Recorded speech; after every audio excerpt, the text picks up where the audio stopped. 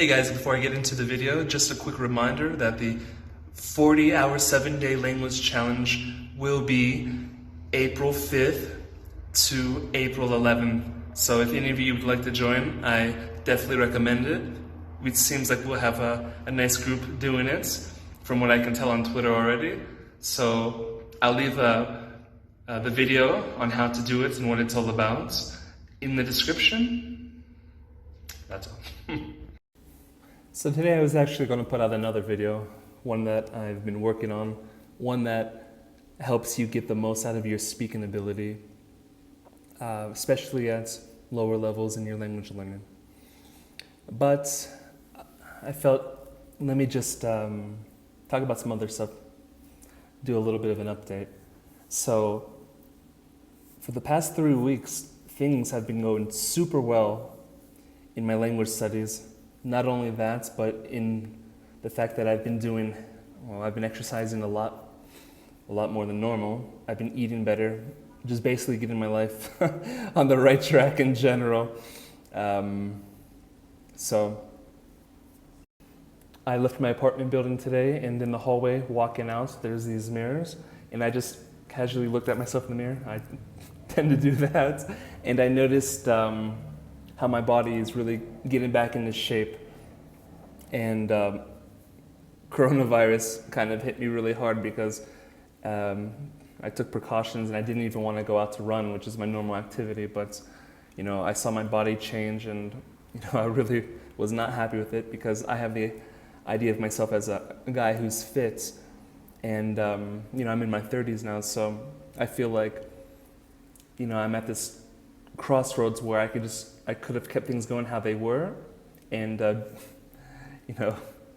you know how people are. Like, you see how even in their 20s and their 30s, their body starts to change. They let go, basically just let themselves do what they want, and they don't really care about the consequences. I don't want that. I want my best life, and sometimes, just like language learning, these things can hit you all of a sudden and you realize, oh wow, look at this progress that I've made.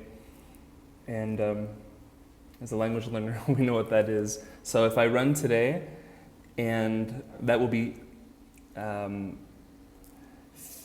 15 days straight of running during the work week, so Monday through Friday.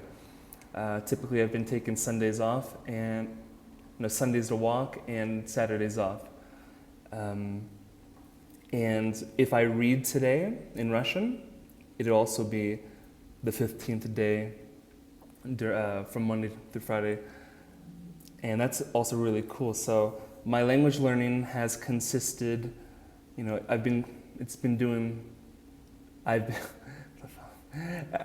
are going quite well. So I've been studying about 2 hours a day. And even about an hour and a half, like on my low days, which that's great because before, like, my low day was like an hour. So even if I'm pushing the days up where I can't get that much study time in and I'm still doing an hour and a half, I think that's quite nice. So my main activities have been watching some movies originally in English, but with Russian dubs. And I'm really, really enjoying this. I mentioned this before. I'm watching some of my favorite movies, throughout my earlier years, my youth. And it's really fun just to be able to watch these again, movies that you never get tired of. And, I'm catching a lot. And that's really awesome, Some movies I watched so far, the first Harry Potter, the first Lord of the Rings. I watch Groundhog Day. Right now I'm going through Pulp Fiction, which I consider my favorite movie for a long time, but that was during my high school time, so I kind of put an asterisk on it when I talk about it now, as much as I love it, but and I've been reading these graded readers, which I really have been having a great time with. I've done Tom Sawyer, 2000 Leagues Under the Sea, one called Jane Eyre or something like that. And right now I'm doing Around the World in 80 Days. And what I do when I read these, I just try to do a chapter a day, right? So it usually takes me about 30 minutes to read a chapter, but I have a hour blocked out, generally speaking, to do the study. And what I do is I read for 30 minutes. Usually it has like some notes for some difficult words or phrases, and you're able to follow the story quite well. And any words that I may need to look up, I just do. So I make it very first comprehensible the first time, and then I listen to it because it has audio. One time in slow Russian and one time in normal Russian, and so that occupies a whole hour between the reading and the listening. And I find it to be a very high effective language activity. And one of the things that I'm really trying to incorporate in my life in general is to read more, not just in Spanish or in in English, not Russian, but in English, you know. I'm trying to be a reader in general. And I read a quote by a guy who specializes in these kind of things, and he said that if you like those Harry Potter books or those Lord of the Ring books, or I don't know, Da Vinci Code books or whatever they may be back in the day, you're a reader. You just basically need to find what you like and get back into it, make it a habit. And I'm getting a lot of enjoyment out of the whole reading process these days. About my Spanish, my Spanish is a bit hurting, I speak basically only like an hour a week, and the last time I spoke it was on Monday, and I really noticed the drop in fluidity that I had. So I've been trying to have a little more conscientiousness about that. Maybe I need to start incorporating more Spanish audio in my day, but I really am focusing on this Russian. But I'm speaking I speak a lot of English due to my job as an English teacher. Then in my spare time, I'm studying Russian.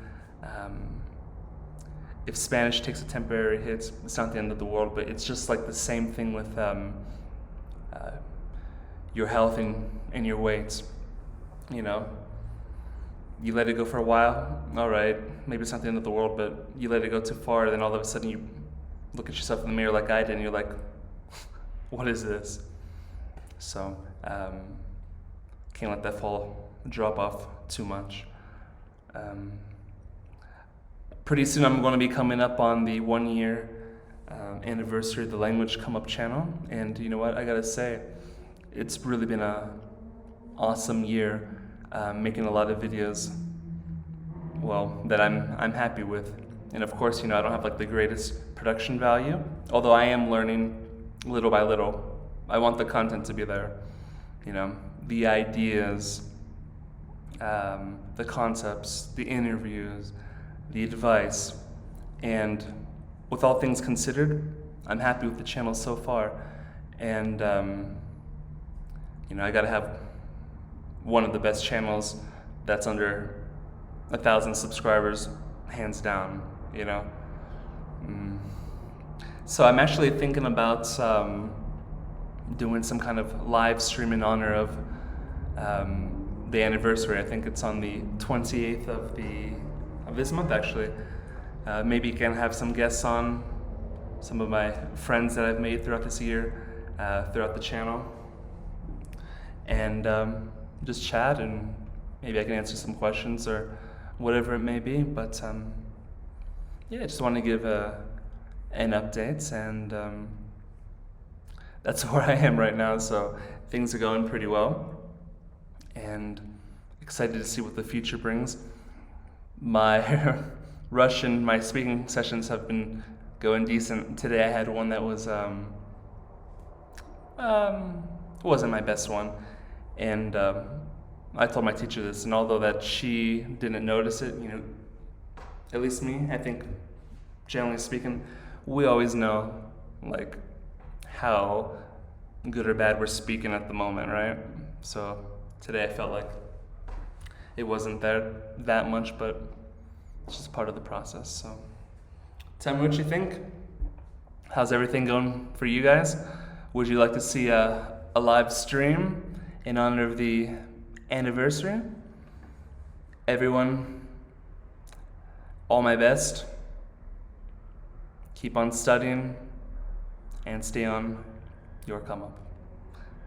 Subscribe, give this video a like, follow me on social media, and see you very soon.